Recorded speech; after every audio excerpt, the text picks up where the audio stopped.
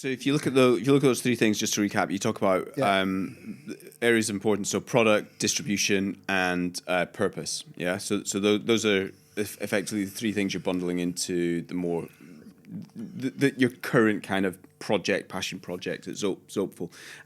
If you take a step back in the businesses you were working with in the startup studio or the accelerator environment, what were the trends, or what sort of causes or correlation did you see with businesses or founders that were successful and the ones that weren't? What was missing? What was the key ingredient there? Yeah, that's a tough question.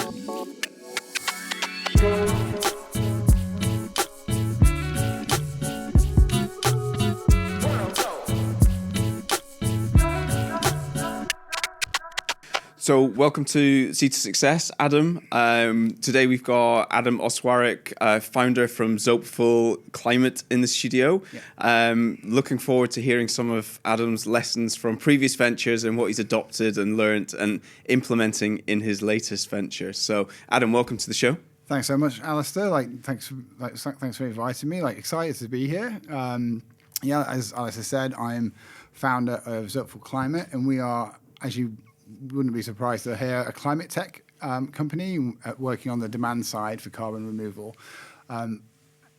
Both building accessibility and trust in the carbon markets for individuals and businesses. We do this by partnering with CDR project developers across all pathways. So that's anything from DAC to nature to biochar and pretty much everything else to help them reach a broader audience and new forms of long-term buyers. It's a really new market. It's very nascent. It's got all those interesting new market dynamics, and it needs a lot of help from everybody across the board to get to the scale that the science says we need.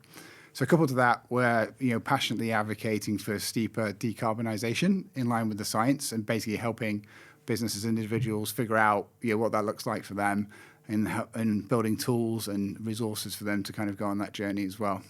Adam, thanks very much. That was a great opening elevator pitch in terms of what the business does and what you're aspiring to do. You threw a few acronyms in there as well, and I didn't catch them all, but maybe we can just kind of explain what a few of those acronyms meant as we go along. I mean, CDR is the big one, carbon dioxide removal. So that's any kind of mechanism, natural or engineered, that actively takes planet heating carbon dioxide that we've released through burning fossil fuels and stores it for a period of time, and that could be hundreds of years, thousands of years, or geologic time, like hundreds of thousands of years. So. Yeah, brilliant. Adam, can you give us a feel of the shape and size of the business?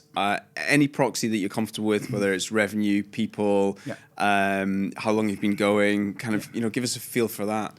It's definitely early stage. We're 20 people, all distributed around the world.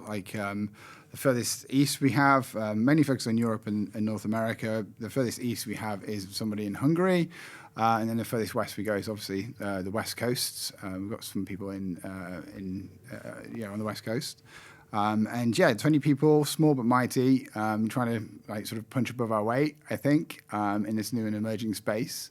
Where it started was, funnily enough, during the pandemic. I've been sort of getting more curious about climate. I was running an ed tech, I was on the exec board of an ed tech. Had a team distributed around the world and shipping products around the world, and I was traveling a bunch and was starting to become aware of the amount of carbon in my daily life. And I was like, how bad am I? How bad a person am I, and how big is the problem? And when I started digging it, I just kind of got stuck into this never-ending, really deep and complex and interesting subject, and have kind of grown close to it since then. And Zopeful's grown out of that, really. So in the pandemic, partially to keep me sane. I mean, do we still talk about the pandemic? I'm not sure. Right? It seems like a distant memory now, doesn't it? Yeah, it's like this collective amnesia. But I started writing about it. It's like, how do we change the narrative from doom and fear, uncertainty, and doubt into something constructive that we can use and inspire hope, and know the way that we can get out of the sort of escalating crisis that we find ourselves in, and how do we create agency rather than making people feel like nothing they do matters. Yeah. And so we were talking offline about, it seems this very complex world and web of, well, actually, how do I really find out what my carbon footprint is, and how do I really offset that, the here and the now, rather than planting a tree that maybe has an effect 30 years time, maybe will still be around in 30 years time, or maybe won't be around in 30 years time. So how did you go about starting on that journey of research, if you like, into how do I go about this? Yeah, and is there sorry to cross you, is there demand, and who are the competitors in the space? Is there a space for me? So carbon removal, as it exists today, didn't really exist 4 years ago. So it was really catalyzed. I can't actually remember whether it was 2019 or 2020 now. There's the pandemic. The pandemic haze has fallen on that one, but there's a catalytic purchase by Stripe, actually, that became an organization called Frontier, that basically created the initial demand for actively figuring out the range of solutions that take carbon out of the atmosphere. And before then, really, it was like, we're going to plant some trees and do things like that. And obviously, nature is a key part of any climate solution, right? Carbon sinks, whether they're ocean or land based. Trees included, like, already sequester half of humans' excess emissions a year. But we've pumped so much out in the last 200 years that actually we need to draw some of that back down, right? Yeah. Irrespective of how quickly we stop releasing net new emissions, because obviously, that's 90% of the work is stop releasing new emissions, but the last important 10% is sucking it back out. Is taking out some of the, I think it's like 2,000 billion tons that we've released since industrialization, and the technology to do that is at a range of readiness levels to scale, and there's a bunch of solutions there, but they're actually ready to scale, or many of them are. And the science is pretty solid. So researching them, our first 9 partners that we brought on for Zopeful were actually kind of the world leaders in, they're the most advanced, they have the most funding, they, have the most buyers, and their technologies are ready to be deployed. So, it's fairly easy on that front. I think, we're starting to evaluate a bunch of other partners now, and across a range of different pathways that are quite novel and new to us.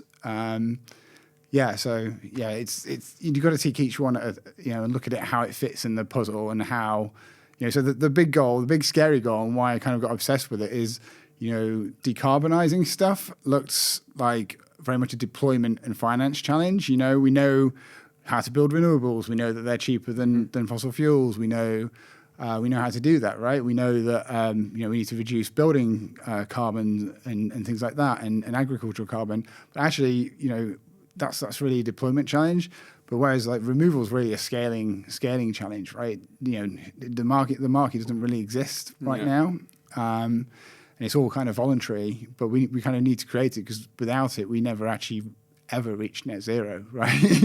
We never reach that golden balance between new emissions and taking them out. So. Let's take it back a little bit. And how you got here, because you've been involved in a couple of ventures in the very early stage, and one of them you founded, and one of them you were also very early on, and so when we look at repeat founders, they've got a bunch of lessons that they implement on subsequent ventures, and they iterate kind of their experiences there. Can we take it back a bit and just look at your first venture? And I'm kind of keen along the way to go, what lessons have you carried along with you into each of those ventures to where you are now? And therefore, what are you able to shortcut? And then obviously what we're able to share with the listeners in terms of them shortcutting and mitigating some of the risks and challenges they'll have along the way. Get used to the risk, I think, is the answer. Absolutely. So I've started or been early on multiple teams before. Mentored and coached founders and early teams, and also worked on accelerators and helped build a venture studio. So I've kind of seen the whole spectrum of how you start building things, like basically from zero up to Series A. Beyond that, it's totally different, right? So you're actually deploying a playbook you figured out already. But like the exciting bit for me is really that start to Series A and the bits in between, figuring out the playbook. So my first startup, I spent a bunch of time in my early career working in big corporates, and kind of just reached a point where I plateaued on my learning. I was like, I got an itch, right? I need to do something else. I think I really like this. I really like the idea of starting something. So I founded a company way back in 2009. I mean, it was just a different world back then, right? Compute was comparatively expensive to now, and like building things was it seems quaint by how we do things now with so many tools out there. And yeah, like it was a marketplace, which is a terrible place to start because it's really complex. You need to build liquidity on both sides. But didn't know, right? Didn't know what I didn't know.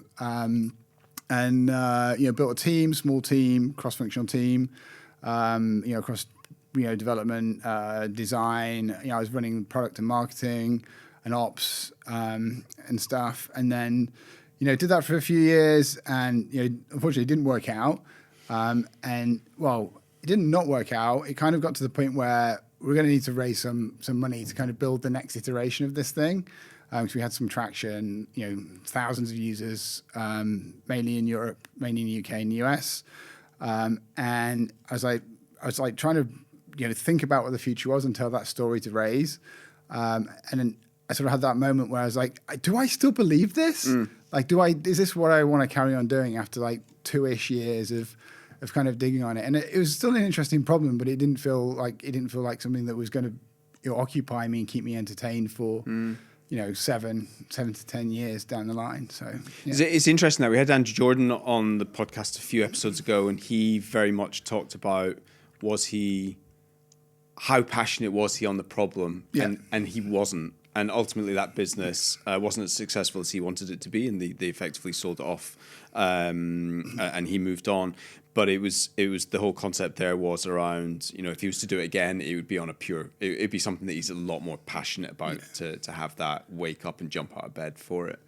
I mean, I think you need that. You think you need it, and need to be able to sustain that for the long term. So I mean, I think if there was one thing that, so my main focus on that one was, I didn't know how to build products then, right? I didn't code then.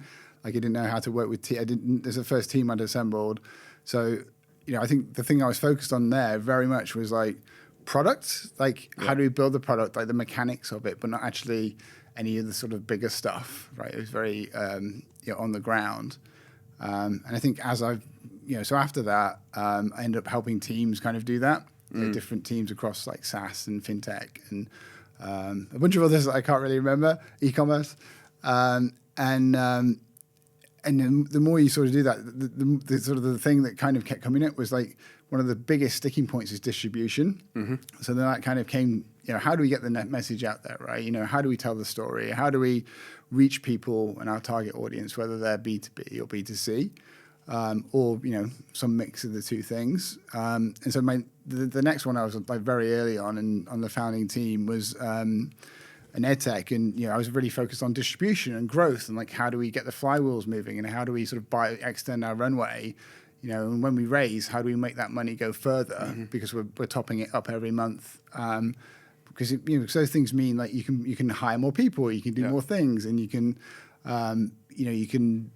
you can basically play an outsized role in any space because of the reach that you can have online. So yeah, I mean, I think so I kind of got obsessed with distribution on that one and went deep into all different acquisition and stuff, multi-channel things. And then this third one, to your point around purpose, the thing that's been most important for Zopeful for me has been the culture and the people and the reason for doing it. And I think actually it's a combination of all those three things. Really, it's the products, it's the distribution, which is really hard, particularly in 2023. Hard because it's very saturated, or because we're seeing content everywhere, or yeah, all those things above. But I think it's also very much pay to play. Yeah. So like organic reach is is really tragic at this point, I think. So it's actually quite hard to break through the noise. But I think if you're working in that over time, I think it builds. It's a slow build, but it gets there. But yeah, so I think the key thing for me now, after all, since that first one, 15 years really, is how do we combine all those things and build something that's sustainable from a mindset and energy level. Yeah. But also gives something back to people beyond. We're working for this company, we're doing this thing, but it actually means something to them, for the employees as well as the customers or the clients. And to do that, basically trying to live my values through the company, right? Building trust and transparency and all those millennial good things, So if you look at those three things, just to recap, you talk about areas of importance, so product, distribution, and purpose. Yeah. So those are effectively the three things you're bundling into the more your current kind of passion project at Zopeful. If you take a step back in the businesses you were working with in the startup studio or the accelerator environment, what were the trends, or what sort of causes or correlation did you see with businesses or founders that were successful and the ones that weren't? What was missing? What was the key ingredient there? Yeah, that's a tough question. I mean, I really think mindset is totally key. So how do you, because you have to deal with high levels of risk, high levels of uncertainty, and those things can last for a really long time, and it can be really uncomfortable. And I meet and have spoken to lots of first-time founders or early stage founders, and they're not very well prepared for that. Maybe they come from corporates or larger organizations where a lot of that risk is kind of abstracted away. And so how you build that, that comfort or that ability to operate consistently, knowing that you will never know all the facts, and you may not know what the outcomes will be, but how you continue to kind of operate and deliver for your users and your customers and also your team, in that environment is, that's a resilience that I don't think it's necessarily a universal rule, but you kind of need to build through doing it. And along the way, you really need to take care of yourself, right? And there's all that obvious stuff. But if you can't carve like an hour, 2 hours out of your day for to make sure that you're okay, then I don't know how you actually do that for the long term. Yeah, definitely want to pick up on this point, this separate point, okay, in a little while, maybe dig a bit deeper in it. But just back on the kind of the resilience mindset aspect of what makes a good founder, or a common trait you saw across good founders. So is it growth mindset, or is it mindset? Maybe I think there's probably some sort of stat in terms of successful founders, the backstory that they have in terms of maybe they've come from less advantageous backgrounds, or they've had to overcome some form of uncertainty. Do you think? I guess what I'm trying to say here is what am I trying to say here? I think I'm trying to understand, what you saw as that common trait. Yeah. What made them more resilient? I think is what I'm trying to ask. Yeah, if that makes sense. I think nobody's prepared for how gritty it is, right? It's not, when you're building something, early, 0 to 1, or like up to, growth or Series A kind of level, you don't know so much stuff, right? And it's not all hockey stick growth and like massive funding rounds and all that sort of stuff that makes the news. It's actually the day-to-day, it's the grind. How do you deliver this thing? How do you get this, this team to perform? How do you inspire them or get them to deliver? Am I answering the question? You are. Yeah. And actually, I asked it. I fluffed and asked it in a really bad way. But I think what you were saying, what I'm hearing is, be comfortable in the uncomfortable. I don't think I'm ever going to be comfortable in the uncomfortable. Like I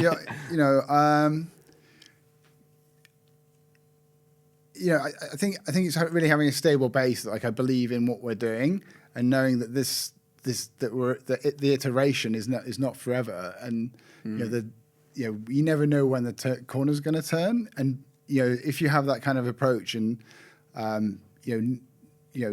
nothing, no feature that bombs, or like campaign that doesn't deliver, or like hire that you spent ages onboarding, doesn't quite do it.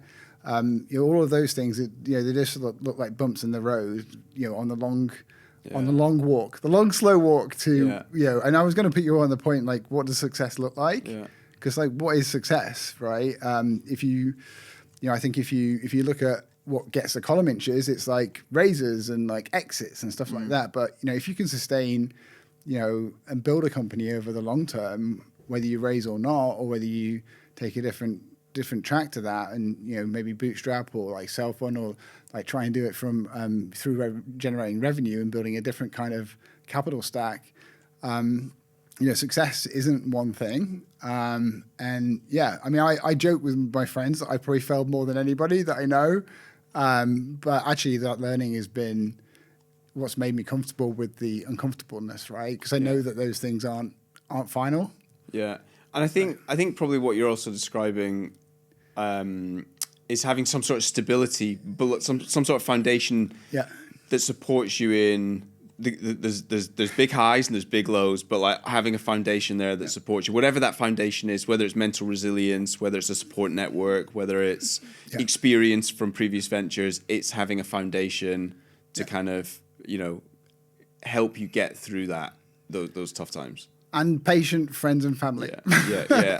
And perspective, I guess, kind of, rather than looking in the short term always, because then you are going to see peaks and troughs that are huge, actually looking, much further in the distance, because then they're flattened out somewhat when you look at the direction and the passion and purpose that you have.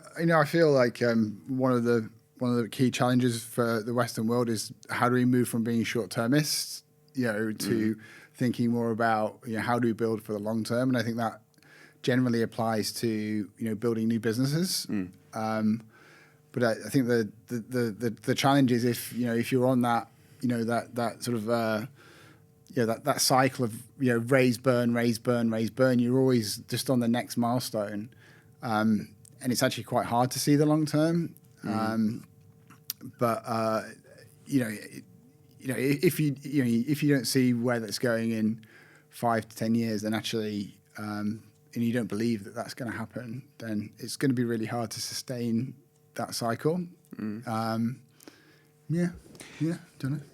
So just on that, you mentioned funding a couple of times in the last couple of sentences. So just on that, you haven't raised external funding, have you? Can we talk a little bit around that, the rationale? Because great conversation offline around the whole psyche of raising investment and not. So can you talk a little bit around how you got the company started with some capital injection or sweat, and kind of your thoughts around external capital? Yeah, I mean, we were going the revenue generating route, right? So we one of the biggest mistakes I think I learned, I was going to mention this earlier on, but I'll mention it now, was not getting into market quick enough. Yeah. Not putting something out there. Yeah. Yeah. I mean, that one we were beaten to market by somebody else much bigger, so we couldn't compete. I just got to get little company, little company called Amazon, but it shows us on the right track. But you can't beat that distribution, I think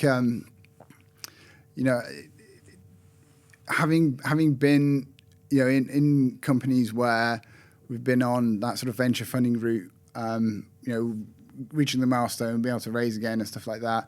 And just sort of like, if you're not generating revenue to top that up and extend the runway, then actually you just sort of getting closer to this cliff. And that's kind of where the uncertainty and the risk starts to feel like it's a little bit too much, right? So you're a little bit like Icarus flying too close to the sun.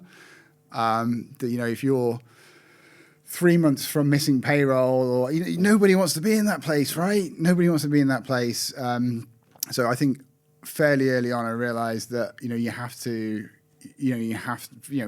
apart from like massive world changing, 300x multiple venture outcomes, like apart from that, everybody else needs to sort of pay their way and wipe their face as soon as they can. And so the race isn't, the race is to get to break even and then start extending the runway. Because that gives you optionality around, what kind of money you take, like what the equity is, what the dilution will be for you as a founder or the team. I think now more than ever in the last 10 years, probably, there's less money floating about from funds, and we're seeing funds finding it harder to raise next funds. I think that's that model. I mean, we've talked about it for years, right? We've talked about alternative models for funding. Does everything need to be a 60, 100, 300x venture outcome, to be classified as fundable or bankable or a good investment or successful? Yeah. And I think people have tried other things, right? But there was a famous one in the States called Indie VC that looked at like capping return multiples and stuff like that, and they had a much broader approach to what they would invest in, and invested in a much broader range of founders from different backgrounds. And I think that's really healthy, right? But unfortunately, they didn't raise a third fund. I don't know why, but I think, actually, now I wrote an article many moons ago about like this German part of the German economy called the Mittelstand, which is like small to medium-sized businesses up to like 50 million euros a year. And like, if you think about startups, like 50 million euro or 50 million pounds or $50 million in revenue a year is actually pretty big, right? Yeah. That's pretty big. The more of those we can create, the richer the ecosystem, the richer the team experience, the richer the recycling and the more more talent and money that goes back into the system. And then obviously some of them will fly out, right? Some of them will overshoot and become those massive returning, global companies. So I guess it's like, what are we aiming for, right? And what does good look like? And I think good looks like keeping in the game, staying positive and keeping delivering on the plan, but also, like using money as it's intended to make something of value rather than not chasing it, I think. So I love the way you described it when we were chatting before around the moment you take any capital, pre-seed, seed, whatever it is, the clock starts. And I think that's a really good way that you described it. At that point, you are running towards your next milestone. And in some ways, you're never off that hamster wheel. You're continually either trying to raise or get to achieve the next milestone. Ultimately, there is a shift in the mindset at the moment, I think, in investors where let's try and be more sustainable and get to break even. Certainly, in some types of businesses, maybe not AI businesses, but certain types of businesses, there is that focus. But nonetheless, you are on the clock at that point. Yeah, as soon as you take the money, and the challenge is it's probably taken for most founders, right? Not for everybody, but it's probably taking you a lot of time and energy to raise that money. And you've probably got a bunch of projects or features or your campaigns or hires you want to make, and so you've got to pay people as well. So as soon as that money comes in, like a big chunk of it's already allocated, and so you've got this remaining amount left to kind of get to the next point that you're fundable. And you've kind of been backed to build the thing that you pitched for. Yeah. So whilst we always talk about pivots and things like that, actually, you have to go and rebuild relationships if you're actually going to do a major pivot, right? People haven't backed you for those things. So it kind of sets in stone both what you're building and the idea, and also the time frame. So it starts the clock, and you have to kind of prove it by then. And so, you need to kind of know a lot of the things that you're going to need to do. So you have to have done some stuff before. So you've got a certain level of confidence that, when that money comes in, you know what you're going to do. Because, if you raise, seed, pre-seed, or like a growth round, you need to know what you're going to execute, because you've probably got 3 to 6 months to start showing results. If you've raised for like 18 months runway, 2 years runway maybe, and then if it doesn't work after 3, 6, 9 months, you need to figure out what you're going to do, because you're less than a year away from having to raise again, potentially. So you haven't raised money, you're revenue generating, and you've got 20 people. And so how did you go about, getting revenue as quick as possible in order to hire the people building your platform, doing the research you had to do on your 9 partners to really understand the kind of the transparency around the carbon offsetting. How did you go about that, and how quickly did you get to revenue generating from starting? Wow, I mean it's been going a while, like 2.5 years. So I said it took ages. I originally said, I found my way to the product through being in market, right, and building in market, and hearing what people were asking, and actually learning about the space, and accidentally becoming quite. I mean, I don't want to I want to be British about this, I don't want to be British about this, but actually, deeply knowing what's going on in the market and the space. I'm hesitant to say subject matter expert, but I'm definitely not. I'm not like a climate scientist or anything like that. But it took a really long time, and it just reached a point where I was like, I can see what's next, but I can't do this alone, right? And I need more people, and I need. I guess having built so many things, I wasn't afraid of just putting stuff out there and seeing what happens.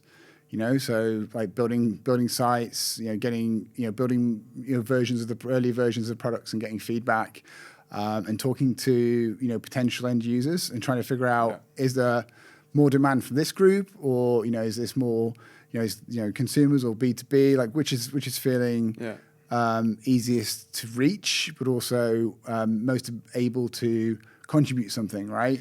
And how quickly were you iterating and getting that feedback? Are we talking weeks, or are we talking months, or just to get a feel of how quickly was that feedback loop coming in? At the beginning, when it was just me, it was probably on probably like a month cycle. Yeah. To release something.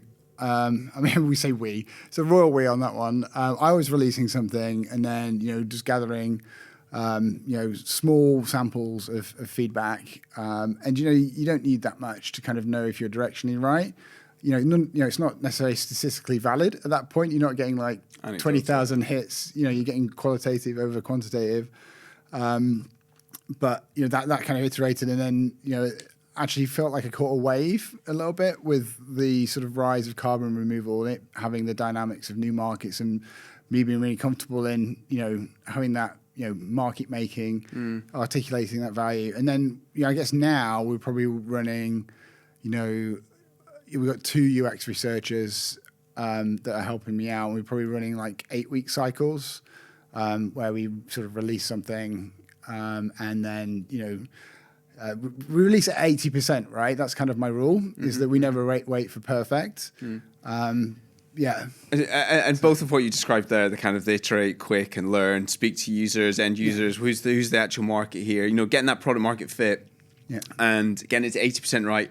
They're all traits of somebody that's done it before and learned and done it again. Good. And Thank God I learned something. In my mind, they're absolutely traits of somebody who's done it many times, or at least a few, rather than a first-time founder. It's no disrespect to first-time founders, but you've got the experience of, let's not build something that's a a huge monstrosity and weight, and get users once we're 100% complete. Yeah, I mean, there's no risk in putting something out there and then backtracking, unless you've promised something, right? If you've promised something, then you need to deliver for that person, or be really honest and open and stuff about why you haven't. But yeah, I think the first thing I built, I was like, it has to be, shiny, and it has to do all these things. And I think the longer, I mean, maybe it was the venture studio. We were just shipping, little MVPs that were kind of non-functional, every 2 weeks, and that cycle, the learning loop on that actually was more important than the success of any individual experiment. And I think also when I've built or contributed to other companies that, the last 20% usually takes the same time again. Yeah. But you can build that, right? And you can change the priorities based on real feedback rather than people's opinion. Yeah. By putting it out there and being in market and having those conversations. But yeah, I think sometimes my team was like, come on, we can get it 85. 85 is fine too. But I'm like, no, I think we need to get it out there. And, it's not saying that we're not confident in what we've built, or what we're doing. It's just, you want to know that you're building something that people want, rather than,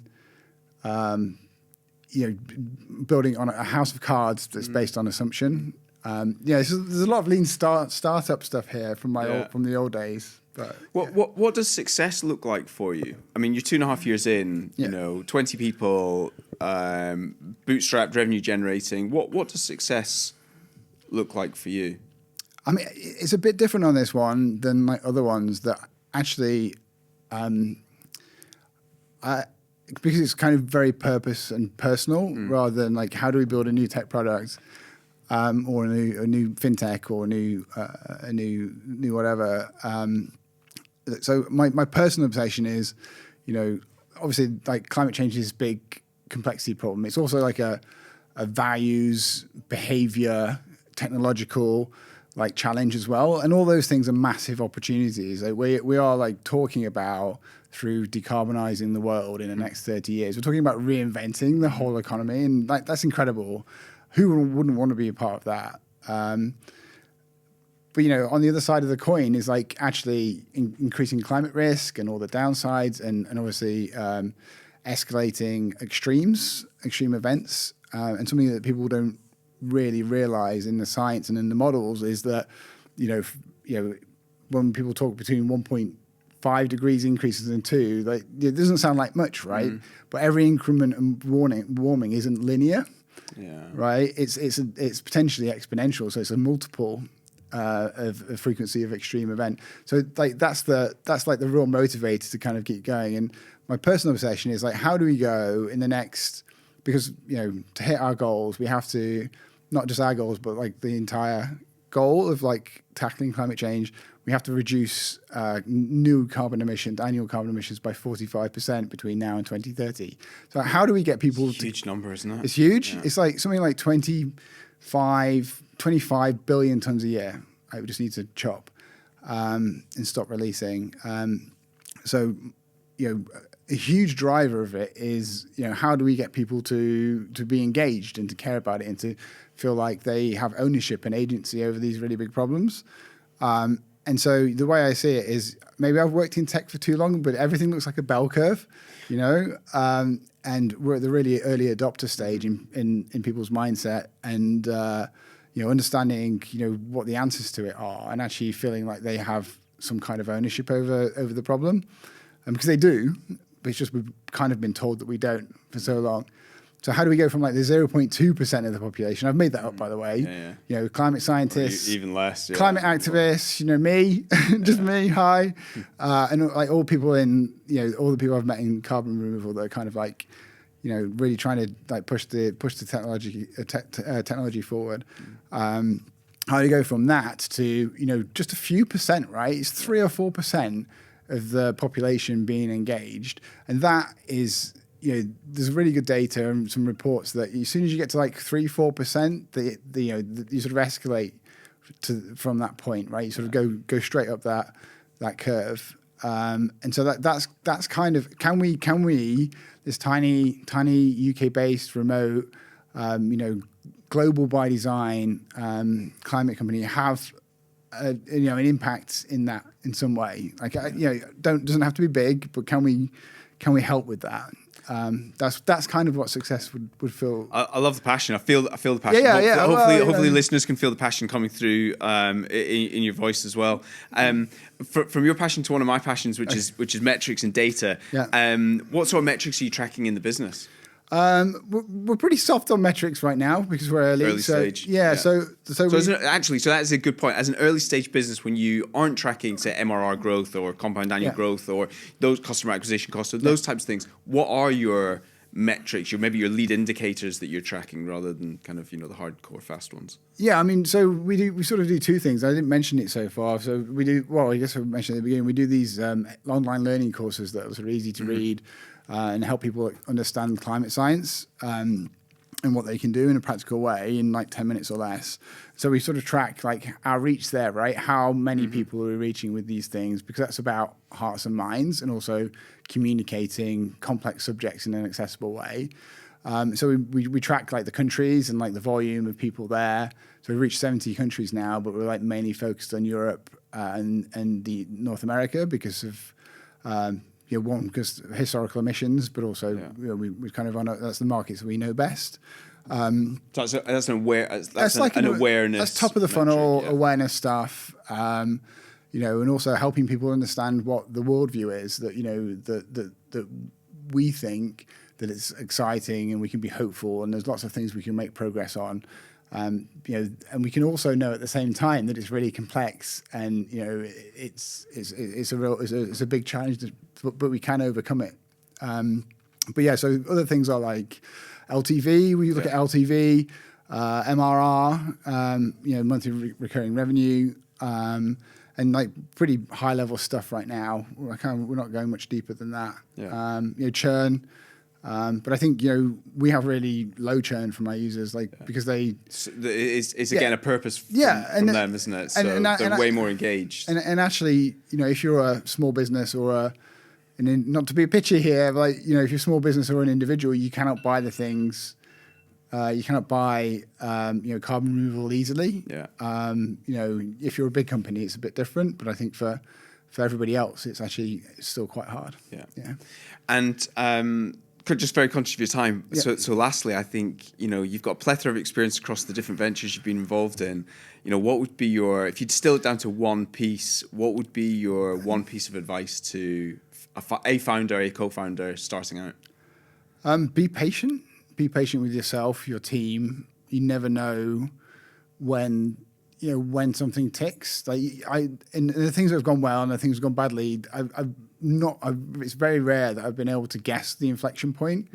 But just keep going, but carve out that time for yourself. Fill your day, fill at least an hour or two a day with something that gives you energy rather than takes it. It could be whatever. It could be the obvious things. Food, exercise, family, friends. But find the balance. I think, because if you want to run at full pelt for a long time, a problem, then you need the balance. But you need to find value beyond the thing that you're doing as well. And there's that joke. Well, is it a joke? But life is a thing that happens when you're busy making plans, right?